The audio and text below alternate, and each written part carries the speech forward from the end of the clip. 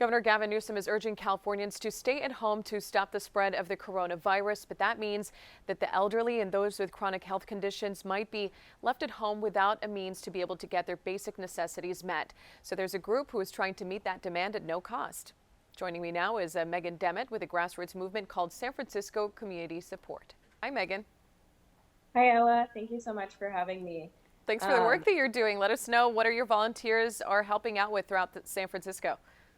Sure. So a little bit about how we started. We are just a small group of four San Francisco residents all living in the Mission. And our goal is to empower neighbors to support each other and offer help during this COVID-19 crisis. We're all affected by this in some way, whether it's caring for loved ones or having family affected by this in other countries. And so we all wanted to find a way to help our community amidst this crisis. So we found each other through the Nextdoor app, and we were amazed by the overwhelming generosity and desire to help that we saw on the app. So we wanted to transform that energy into action on the ground and help uncover needs in our community. So the hardest part about this work is connecting people who want to help with people who are in need. So this is the gap that we're trying to fill. And we are building systems for people to submit requests for help and for volunteers to take on these requests for their neighbors, with a focus on helping older folks and people particularly vulnerable to infection. We're also recruiting volunteers to be neighborhood captains. And we're also creating and distributing resources to help volunteers and neighborhood captains safely and effectively be of service, including a health and safety protocol informed by medical professionals and flyer templates. And some of the services that our volunteers can provide are in addressing immediate needs, including errand runs for groceries, picking up prescriptions, other critical errands, and dog walking, other pet walking.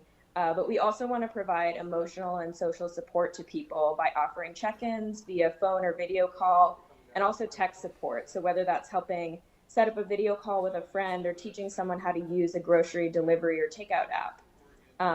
So in a little over a week, this has all been going so quickly, we've identified about 400 volunteers and over 50 neighborhood captains through our forums and Nextdoor. We've had over 10 flyering efforts in different neighborhoods. We've started a Facebook group of over 200 members called SF Community Support, who are sharing news, resources, opportunities, positive content to keep our spirits up during this time. And this has all just been an experiment. I mean, we've been hard at work brainstorming different ideas to maximize our effectiveness and are constantly evolving this process. So we are focused in San Francisco. Most of our volunteer network is concentrated in the Mission, Noe Valley, Bernal Heights, and Potrero Hill, but we're eager to expand into other neighborhoods. And we've seen other groups spinning up their own initiatives, and we want to do our best to share our learnings from what we're doing and support them as well. Yeah, so it looks like right now you are limited to San Francisco, but this is an idea that can grow across the Bay Area, it sounds like. Definitely. There are others that are working in the East Bay and other areas. We've seen some efforts in Seattle that we've kind of been modeling some of our work after. So there's amazing work taking place all across the area and in other states as well. So if folks are interested in getting involved, they can visit our website. It is sfcommunitysupport.org. This has links to our forms to both request help and to volunteer, or you can shoot us an email at hello@sfcommunitysupport.org. So how can somebody qualify if they are in need of support? What exactly do they have to check off on your website to let you guys know what they're in need of? Basically just putting in contact information, neighborhood, specific things that they need help with, whether it's grocery delivery, and we have a few options on the forms. And then we will work on matching you with someone in our volunteer network to fulfill that request. There's also a question on your website. It looks like if somebody needs financial support. Can you explain that one? Yes, so we are still in the nascent stages of this work. So we're trying to figure out what our capacity to accept donations is. So more to come on that, and we'll definitely update folks on our website when we come up with a strategy for that. I mean, these are really valuable services, especially for people who are confined to their homes right now and maybe don't have family members in town or friends who can, help them with their demands. So you guys are doing this all for free? That's incredible. Yeah, yeah. I was thinking that even though this is unprecedented, undoubtedly very scary for all of us, it seems that challenging times always have a way of bringing us together and often bringing out the best in humanity. And that's what I've witnessed with these amazing people that I've been working with and other volunteers that I've come in contact with. So it's been pretty inspiring amidst all of the uncertainty. Yeah, really ironic as people are being told to stay apart, they're actually coming together in other ways. And with this grassroots movement, who actually initiated this? And at first, how many people did you guys have? And now you're saying you've heard from hundreds of people through this website? Yes, so a couple of us connected through the Nextdoor app. A few of us, I think, had similar ideas, posting about is there an organized way to help neighbors, particularly those in vulnerable populations, elderly people who might not have the support network or ability to do these things for themselves. So I saw a lot of different posts on Nextdoor about this, and we all sort of coalesced around this idea and formed a group on Nextdoor, and then it all sort of cascaded from there. Um, yeah. What kind of a response have you been getting from the people who are asking for this kind of help? So we are still in the process of trying to figure out the best way to reach people. It seems like folks are not super aware of all of the different support networks that are out there eager to help. So we are working on flyering efforts. We know that a lot of, especially older folks, might not be on the Nextdoor app, on Facebook, a lot of times not using email.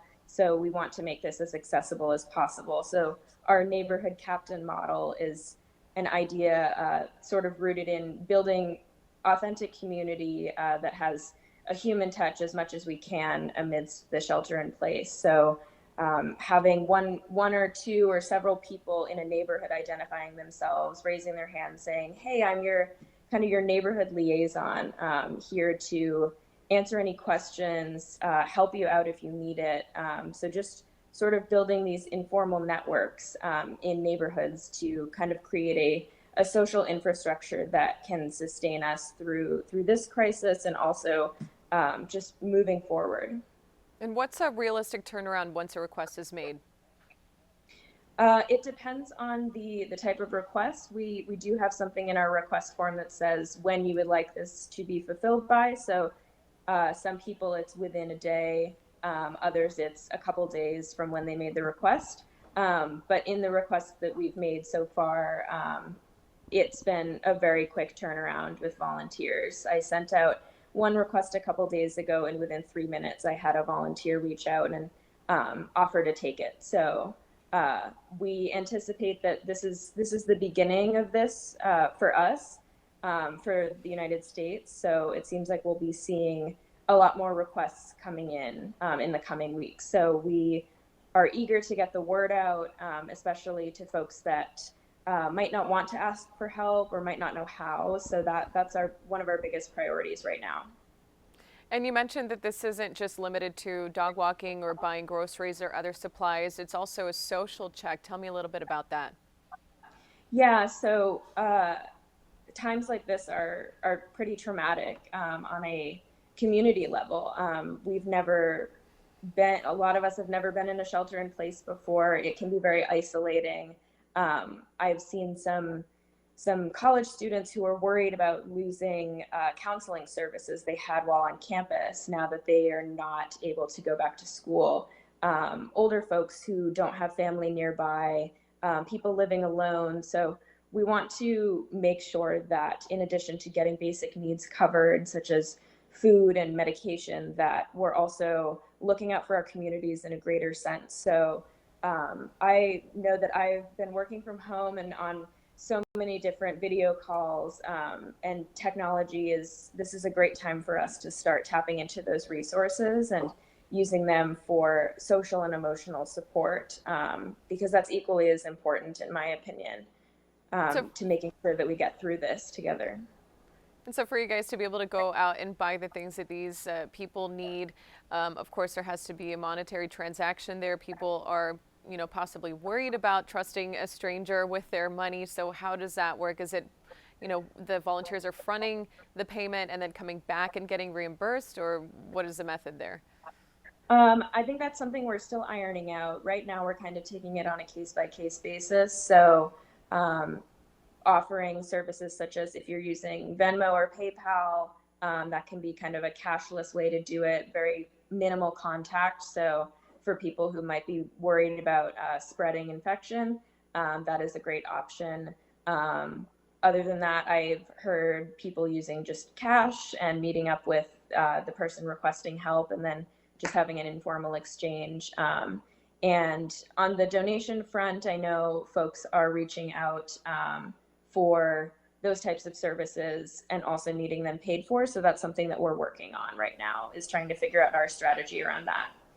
Well, thank you so much for taking the time and trying to create something like this. It is pretty unprecedented, especially for a couple of locals coming together and saying, what can we do for our neighbors? So thank you to Megan Demmett, as she's with a movement called San Francisco Community Support. And if you want to learn more, you can find that website on Chronon.